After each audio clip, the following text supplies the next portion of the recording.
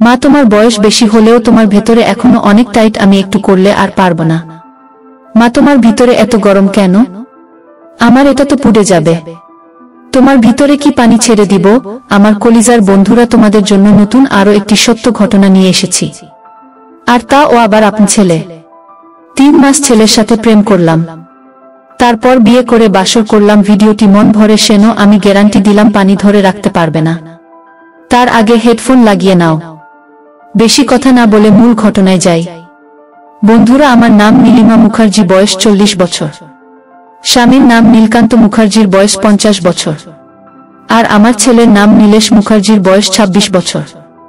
আমরা থাকি একটি আদর্শ গ্রামে। স্বামী চাকরি করেন। আমার স্বামী দেখতে খুব সুপুরুষ। আমার বাবা আমার স্বামী চাকরির ব্যবস্থা করে দেন। সে আমাকে বিয়ে করে। আমার একটাই দোষ, তা হলো আমার গায়ের রং শ্যামলা।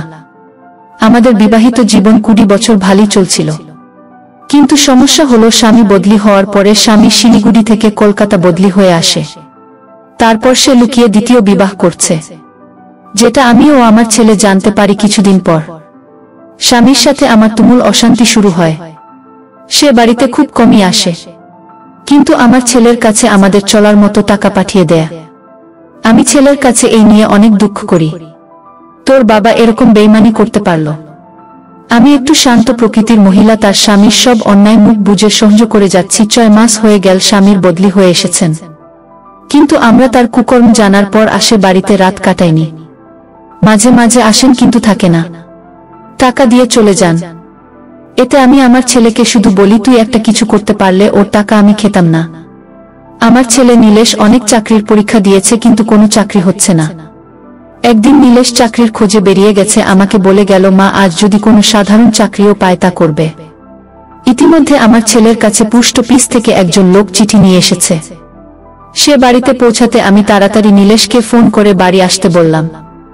নীলেশ, কেন, কি হয়েছে মা? আমি বলি, তোর কল লেটার এসেছে। নীলেশ আসছি বলে ফোন রেখে দিল। ছেলে বাড়ি ফিরতেই আমি ওর হাতে লেটার দিয়ে বললাম, কষ্ট সফল হয়েছে।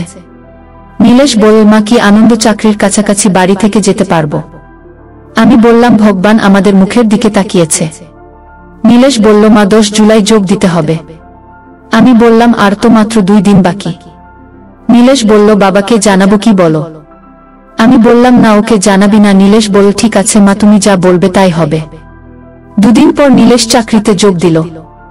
1 মাস কেটে গেল। মাইনে নিয়ে এসে আমার হাতে দিল। আমি খুব খুশি হলাম। নীলেশ ওর বাবাকে জানালে সেও নাকি খুশি হয়েছে। একদিন ওর বাবা বাড়িতে এলে আমাদের মধ্যে তুমুল ঝগড়া হলো। স্বামী আমাকে বলল, আমরা আইনিভাবে আলাদা থাকতে চাই, তুমি সাইন করে দাও বলে আমার হাতে পেপার ধরিয়ে দিল।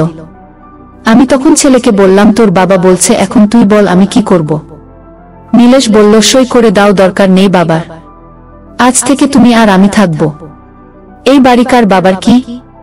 আমি বললাম, না, আমার তোর দাদু করে দিয়েছে আমার নামে। ঠিক আছে, সব দিয়ে দাও। আমি সাথে সাথে সই করে দিলাম। স্বামী কাগজ হাতে নিয়ে নিল। সে বলল, তোর সাথে কথা আছে। নীলেশ বলল, কোনো কথা নেই, তুমি যাও, তুমি আমার মাকে ঠকিয়েছ, তোমার সাথে আর কোনো কথা নেই।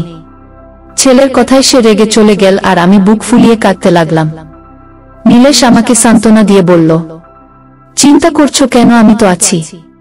কিছুদিন পর একদিন রাতে দুঃখে কষ্টে আমার ভীষণ কান্না পায়, আর আমি কাঁদতে থাকি। ছেলে আমার কান্নার আওয়াজ শুনে আমার দরজায় নক করলো, কিন্তু আমি দরজা খুললাম না। তারপর নীলেশ অনেক অনুনয় বিনয় করাতে আমি দরজা খুললাম। নীলেশ এসে বলল, কি হয়েছে মা, কাঁদছো কেন? আমি বললাম, ও কিছু না, এমনি, তুই যা, আমি ভালো আছি।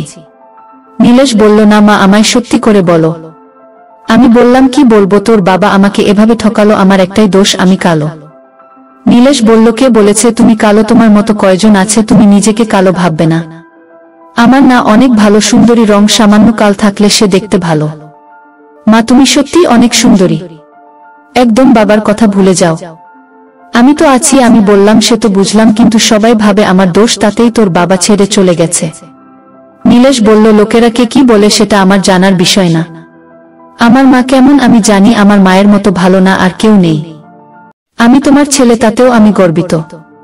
আমি বললাম, তুই আমার মন রাখার জন্য এসব বলছিস? নীলেশ বলল, একদম না মা, তুমি সত্যিই খুব সুন্দরী। আচ্ছা, কাল তোমাকে আমার সাথে যেতে হবে। আমি বললাম, কোথায়? নীলেশ বলল, যেখানে নিয়ে যাব সেখানে যাবে, কোনো কথা হবে না। আমি বললাম, ঠিক আছে, নিয়ে যাস। আমাকে বিদায় বলে নিজের ঘরে গিয়ে শুয়ে পড়ল। পরের দিন সকালের খাওয়া শেষ করে নীলেশ আমাকে নিয়ে একটু দূরে একটা বিউটি পার্লারে গেল। 2000 টাকা খরচা করে আমাকে বাড়ি নিয়ে এলো। আমি বললাম, আমার পিছনে এত টাকা খরচা করার কোনো মানে হয় না। নীলেশ বলল, তা জেনে তোমার কোনো দরকার আছে? এবার একবার আয়নায় নিজেকে দেখো আর বল সত্যি তুমি সুন্দর কিনা। আর শোনো, এখন থেকে একটু আধুনিক পোশাক পরবে, দেখি তোমাকে কি অসুন্দর বলে। আমি বললাম, কি আধুনিক পোশাক পরব? নীলেশ বলল, ব্লাউজ পরবে, তোমাকে লেগিংস ও কুর্তা কিনে দেব, তুমি পরে বের হবে। আমি বললাম, এগুলো এই বয়সে কি পরা যায়? নীলেশ বলল, আমার বসের বয়স 50-এর উপর, উনি নিয়মিত পরে আসেন, দারুণ লাগে দেখতে। আমি বললাম, সত্যি বলছিস? নীলেশ বলল, কেন তোমায় মিথ্যে বলবো? শনি রবি 3 দিন ছুটি আছে, একটু বেড়াইয়া আসবো তো। আমি বললাম, কোথায় যাবি? নীলেশ বলল, দেখি কোথায় যাওয়া যায়। আমি বললাম, ঠিক আছে, যা। বলল, মা তোমার জন্য অফিস থেকে আসার সময় লেগিংস কুর্তা নিয়ে আসবো আজকে। কিন্তু আমি বললাম, কিন্তু কি? নীলেশ বলল, মাফ বলতে হবে দোকানদারকে। আমি বললাম, ও আমার উপরে 38 বুঝলি, আর কোমর 36 হিসাব করে নিয়ে আসবি। নীলেশ বলল, ঠিক আছে মা। অফিস থেকে সন্ধ্যে 7টায় বাড়ি ফিরল। আমি নীলেশকে কফি দিলাম। খেতে খেতে আমাকে বলল, মা একটা পরো।